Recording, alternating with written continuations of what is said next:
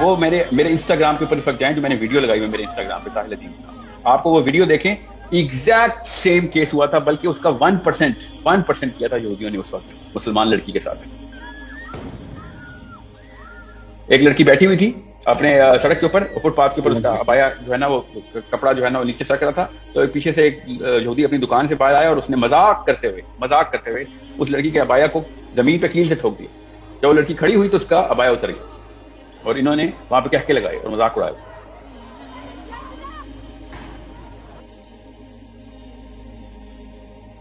تو پروفیٹ صلی اللہ علیہ وسلم کو جب یہ خبر پہنچی تو پروفیٹ صلی اللہ علیہ وسلم نے کوئی ریلی نکالی, کوئی پروٹیسٹ کیا, کوئی ڈپلومیٹک ٹائز کیے, یا ان کی ایمبیسڈر کو باہر نکال دیا, یا یہودیوں کو کہا نکل جائے یہاں سے, میرے مدینہ میں نہ رہنا. کین یو امیجن ہم کس سطح کے اوپر جا کے سوچنا شروع ہو گئے ہیں. اور وسلم نے ایک ہی کام کیا, اور یہ خود سیرہ میں پڑھیں کہ اس ایک بچی کے حجاب اترنے کے اوپر, خالی حجاب اترنے کے اوپر کسی نے ہاتھ نہیں اٹھایا تھا اس کے اوپر. پروفیٹ صلی اللہ علیہ وسلم نے اسی وقت کیولری آرڈر کی اور پوری فوج بنو نذیر کے دروازے پہ پہنچ گئی. اور جب پوری فوج پہنچی تو بنو نذیر اپنے قلعے کے اندر جو ہے نا وہ چھپ گئے.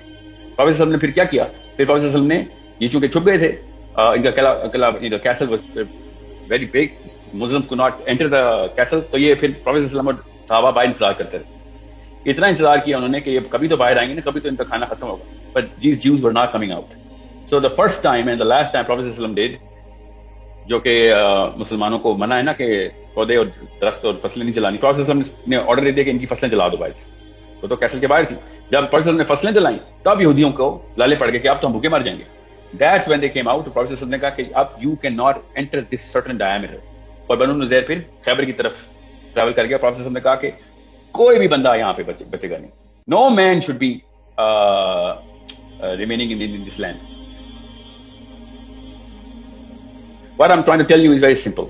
جب اللہ تعالیٰ نے کہا نا کہ کسی بھی موقع کے اوپر, جب بھی کسی بھی جگہ کے اوپر کوئی اس طرح کا معاملہ ہوگا کہ جہاں پہ کوئی ایک انسان, میں مسلمان نہیں بول رہا ہوں, کوئی ایک انسان آواز لگائے گا, اسلام کا بیسک فلسفہ ہے, کوئی بھی انسان آواز لگائے گا, جو حلف الفضول کے اوپر سے ہمیں پوری کی پوری ڈسکرپشن ملتی ہے کہ جس کے ساتھ ناانصافی ہو رہی ہے, تو تمام مسلمان, ایک غیر مسلم انسان کے پیچھے بھی تمام مسلمان اس کو بچانے کے لیے جائیں.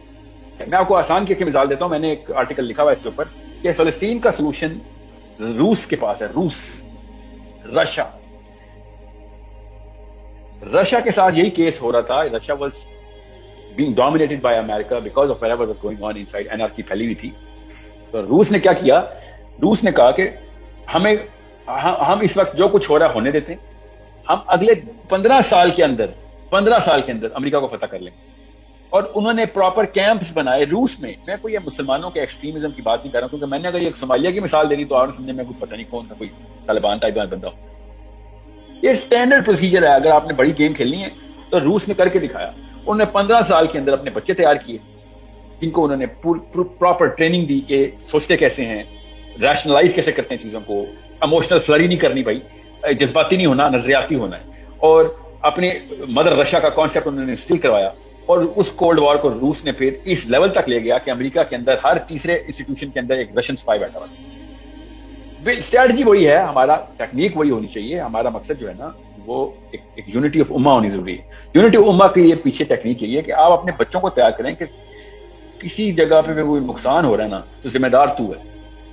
دیر از نو وے کہ تو اسپیچ اور پروٹیسٹ کرنے والا ہے. آپ سوچیں ذرا بنو نذیر کا واقعہ ہوا ہے, صحابہ جا کے پلیک کارڈ لے کے ڈوڈو کے اوپر کھڑے ہوئے تھے کہ ہماری بچی کے ساتھ یہ ہوا ہے.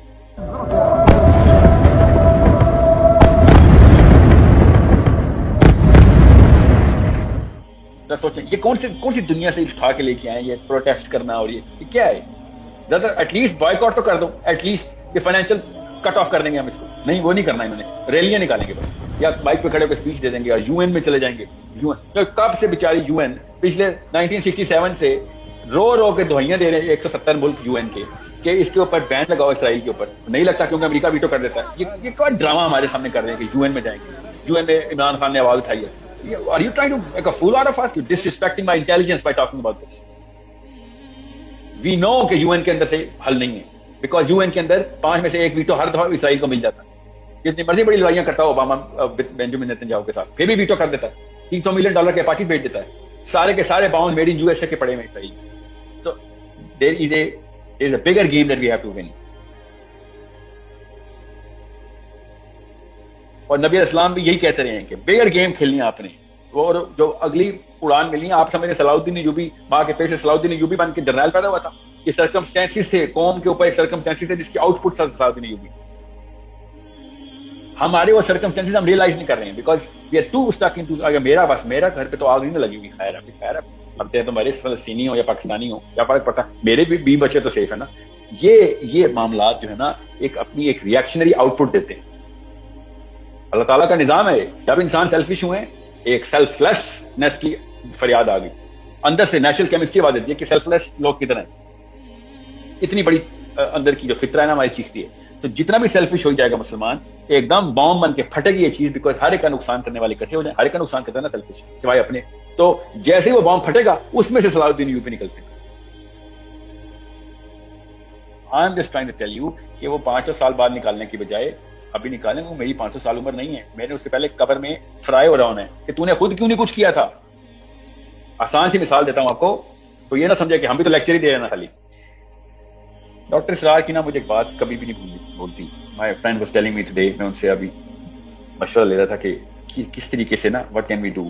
سلمان واجد صاحب ہی سیڈ کہ ڈاکٹر اسرار کی وہ بات یاد کر کہ جب انہوں نے کہا تھا نا کہ میرے پاس کوئی فالوور نہیں ہے, 1000 گنتی کے 1000-2000 بندے ہیں, مگر یہ وہ بیج ہیں کہ شاید کسی ٹائم پانی لگے ان کو تو یہ بھی درخت تناور درخت بنے. آسان سی بات بتا رہا ہوں, ایک کچی چمگادڑ کھائی تھی نا چائنیز نے. پوری دنیا اس وقت کورونا میں بیٹھی گھروں میں چھپی ہوئی ہے, کروڑوں لوگ مر گئے. ایک کچی چمگادڑ ایک چائنیز نے گھر میں بیٹھ کے کھا لی. اتنا بڑا افیکٹ کر سکتا ہے کہ انسان اگر ایک وقت چنگاری کریٹ ہو جائے نا, مسلمانوں کے اندر ایک چنگاری کریٹ ہو جائے تو جنگل میں آگ لگتی ٹائم لگتا ہے, مگر وہ چنگاری کریٹ کرنے کا مسئلہ ہے.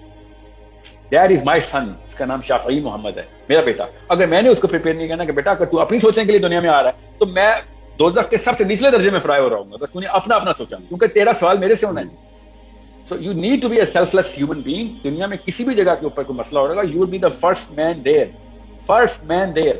You're not going to be like, oh وہاں پہ مسئلہ ہو رہا ہے آوازیں لگاؤں. No, you'll be the first man there. راستے میں مر جائے گا, خیر ہے مر جائیں. یہ تو 30-40 سال 50 سال بعد کسی اسپتال میں تمہیں مرنا ہی مرنا ہے. اس کے بعد جو تیری 500 سال کی 5 لاکھ سال کی جو پٹائی ہونی ہے نا فرشتوں کے ہاتھوں دوزخ میں, وہ اصل میں مسئلہ ہے. کہ جس بندے کو آخرت کلیئر ہو جاتی ہے اس کو پتا ہوتا ہے کہ یار اب بھی نہیں مرنا, زیادہ سے زیادہ آگے جا کے مر جانا ہے. وہاں پہ کینسر سے مروں گا یا کورونا سے یا پولیو سے مروں گا یا whatever the disease ہے, لنگ کینسر ہوگا, نہیں تو میرا کچھ skin cancer, I don't know, کہیں نہ کسی بیماری سے تو میں نے مرنا ہے. میں اگر کچھ نہ کر کے مرا وہ مسئلہ ہے, جلدی مرا یا دیر سے مرا اس میں مسئلہ ہے ہی نہیں مسلمان. یہ فلسفہ آتا نہیں ہے. ہر پاکستانی, انڈین, بنگالی, انڈونیشین ماں, عربی ماں اپنے بچے کی لمبی زندگی کی دعائیں مانگ رہی کہ میرے بچے لمبی 500 سال میرے بچے زندہ رہے. یہ ہے ایک سیلفش سائیکالوجی کا انڈیکیٹر. مطلب 70 سال کے بعد وہ اس قابل ہی رہے گا کہ وہ خود چل سکے, اس کو کوئی نہ کوئی اسٹریچر پہ اٹھا گیا, کوئی بیساکھی پہ چل رہا ہوگا. ایسی دعائیں مانگی جاتی ہیں ہمارے بارے میں کہ تو لاغر مرے, تو اتنا ہو کہ ساری دنیا کا محتاج ہو, تو باتھ روم بھی نہ جا سکے. یہ دعائیں مانگتے ہیں ہمارے ماں باپ ہمارے کہ 200 سال زندہ رہے.